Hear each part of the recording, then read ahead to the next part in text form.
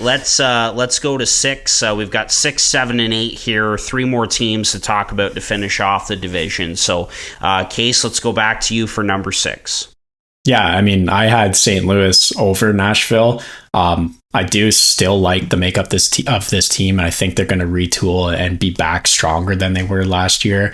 It was very disappointing. But you're going to get a bounce back season out of a Kyrou, who was still good. I just mean he's going to be even better next year. Same as Robert Thomas. So you've got that high end scoring on this team. And then you're going to look for guys like Hayes and Vrana to come in and have an immediate impact. You're going to ask for a Jake Neighbors to take another step this year. And then there's still some other pieces on this team of guys who can score. I think Sundqvist had a pretty underrated season with Minnesota last year, as well as, Braden Shen is still a very solid player, and Buchnevich had his best season. So I like the makeup of the forwards.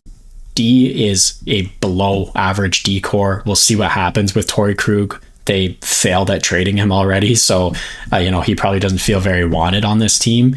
So it'll be interesting to see what they do there. Outside of that, it's a lot of guys who are very competent on defense, but just nothing stands out to me. And then goaltending is a little scary, but it's voodoo. So Binnington could be, 2018 Binnington again. You never know. Obviously, I don't feel very confident in their goaltending, but I think that the forward core is so much better than Nashville, and then the defense is good enough. So I had this team at 5 in my rankings, but I can definitely put them in at 6 for you guys. Well, we will see, because I have St. Louis in the number 7 spot, actually, and there's a team on the hat that Harper is wearing that's going in the number crazy. 6 spot for me, and that's the Arizona Coyotes. But before we get to that, let's chat about St. Louis a little bit more. Case, I like the points you made about their forward group, even though they're losing players like Ryan O'Reilly and Nola Chari for a full season now going forward. Adding Kevin Hayes is going to be nice to sort of stabilize their top 6 forward group, I would say, down the middle. Dude, that 1, 2, 3C, Thomas, Shen, Hayes. Yeah. I like it. Yeah, I guess, Hayes would be the 3C. But yeah, I mean, it's pretty solid. I mean, even though he was overpaid in Philadelphia, he's still a good player. And adding a guy like Vrana for a full season, who had 14 points in 20 games last year, that's going to be solid as well, as long as there's not any off-ice shenanigans with him. We don't really know the extent of why he's been up and down between the NHL and AHL. He clearly has the talent to play, so let's just hope he's able to stay in the NHL all year and have a good season. But yeah, their top 6, their top 9 really is solid. I like their forward group. That being said, I hate their defense and I hate their goaltending.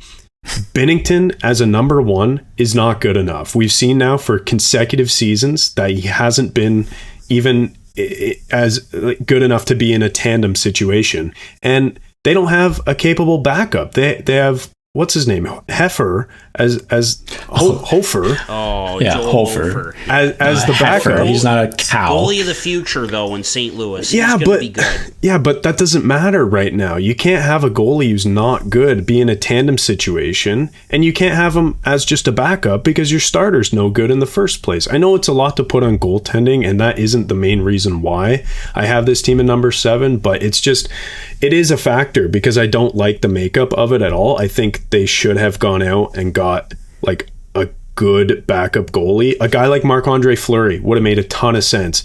He's not great, but he can at least push Binnington and have a bit of that internal competition and stability back there. I think that would have been great.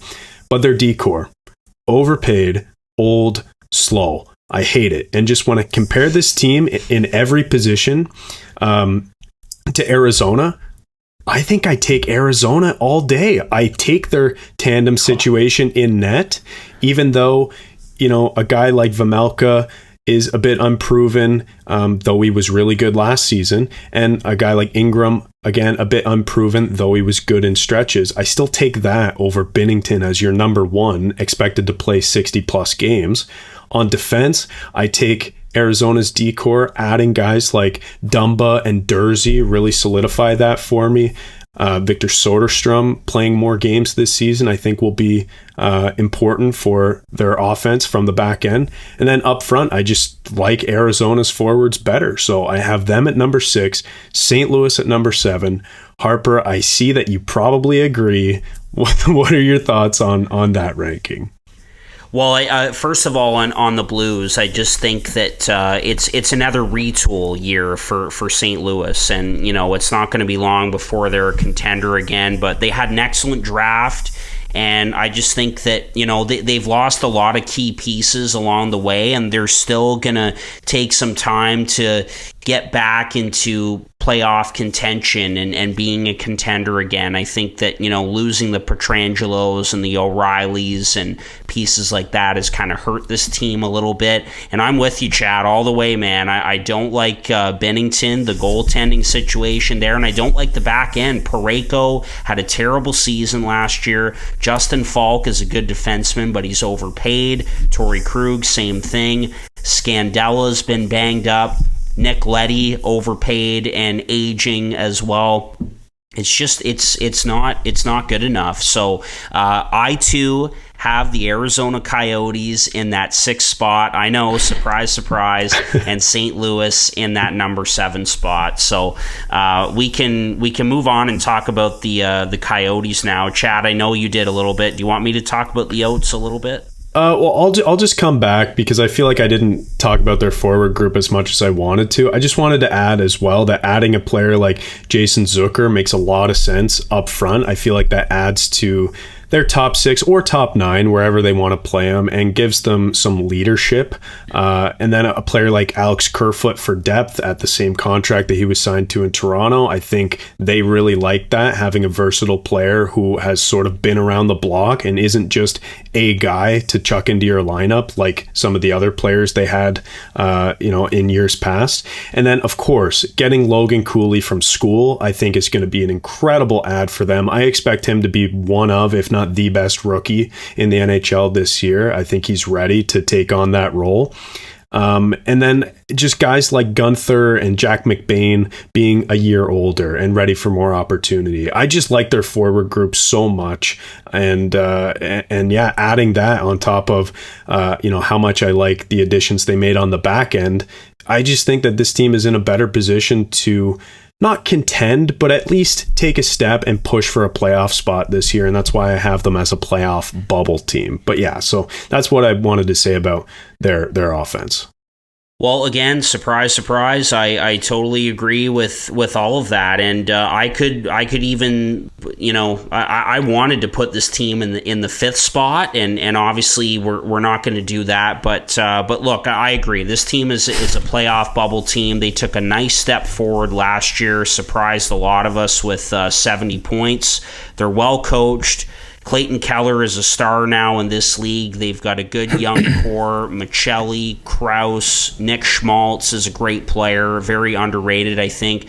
Barrett Hayton took a big step forward, and like a lot of their homegrown guys that they've either drafted or they've traded for or brought in off waivers or whatever. And, Chad, you mentioned the additions of Dumba and Dursey on the back end, which is huge, but another year for J.J. Moser, who I think has very quickly become one of the most underrated D in the NHL. Juuso Välimäki, who was claimed off waivers, he's fit like a glove with this team. The addition of Alex Kerfoot up front as well. This team is going to be a lot of fun to watch. They're big. They crash and bang. They've got some offense, and they're just a hungry team. And I think they take a step forward. And I could see the Coyotes being a Buffalo or Ottawa team of last year this season, and kind of be in that bubble, and and be close. I don't think they're going to make the playoffs this year, but playoffs in 24-25, but another step forward getting into the mid-80s range. I could see that for the Coyotes, so I love that. Okay. Well, I don't even know where I put my key to unlock them from the 7th spot in this division. So I guess I'll have to look around to appease to you guys, but I'm just not there for this team. I think obviously they've taken some steps on the forward core.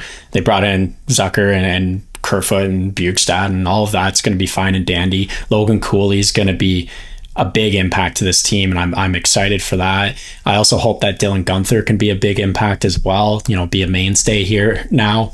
But I still think that they lack a 1 and 2C. I always like to build my team from the center and out.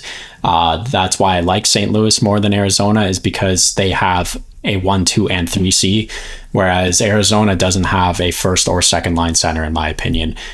I think Barrett Hayton did take a step last year. I still think he's a 3C on most teams. And then Logan Cooley is going to be one of those guys who comes in and is going to be playing wing most of the time. I fully think that that's going to be the case. It's going to be the same as Jack Hughes or, pick your young, small forward with offensive talent. He's going to be on the wing. So I don't think they have the center. The center core is not there for me. I do like their additions. I think the offense is going to be fun to watch, but I don't think it's there yet. And I don't think that you could have convinced me that this D-core is not shit. I just, that's where I'm at with it. Like that, I don't know. I can hear the JJ Moser underrated comments. I think that makes sense. I think that he's a good defenseman and one of the only bright spots on the back end. Matt Dumba, he's their number one guy now, and we just said that he's coming from a team that's not even going to notice he's gone. So I don't know. The argument's there. Sean Dursey is another good ad. Obviously, I think he's going to log a lot of minutes and he's going to be QB1, but we'll see. I think that the only way that he's been solidified as an NHL player right now is seeing him as the second pair in LA, kind of getting, sheltered time once Doughty and Anderson are off the ice. So I'll be interested to see him kind of getting a little bit more exposure. We'll see if he takes a step back or if he takes it by the reins. I hope he succeeds because I like the player, but I don't know what that's going to be. And then the rest of the D-core doesn't interest me at all. So it's really not there for me. I know you guys are laughing and smirking, but it's just not. I'm not. You can't convince me of that. And then the goaltending is just okay, which, I mean, it's neither here nor there. If one thing I've learned in fantasy is that Karel Vejmelka can only win games he should definitely not win. Yep. When he's playing in a game that, they have a chance, he's just kind of average. But if he's playing the Leafs Vegas on Golden Saturday Knights night, or the Toronto Maple Leafs on Hockey Night in Canada, he's going to be good. Mm-hmm. Other than that, Connor Ingram, he's a fine goalie, but they have a 1B, 1C situation going on here, or maybe 1B and 1 or 2A. What do you call it? Connor Ingram is just very much a backup goalie, and he's probably a third goalie on 75% of the teams in the league. Karel Vejmelka is a backup goalie on most, but he is definitely the starter of Arizona, and I like watching him because he's a wild card. I don't know. I had them so locked at number 7, but I guess they'll be our number 6 team. Yeah, listen, guys, we're arguing about one spot here. What if, we're talking about St. Louis versus Arizona. What if one or two players on St. Louis gets hurt and Arizona, one or two players does extremely well in taking a step, moving forward? So many things can happen over the course of an 82 game season. I do think putting Arizona 6 and St. Louis 7 is sort of the one hot take we've had so far in terms of our consensus rankings, but it's a bet I'm willing to make, and that's why, and clearly you are too, Harper, and that's why we have it that way. But so that's how we'll finish out 6 and 7. Arizona 6, St. Louis 7.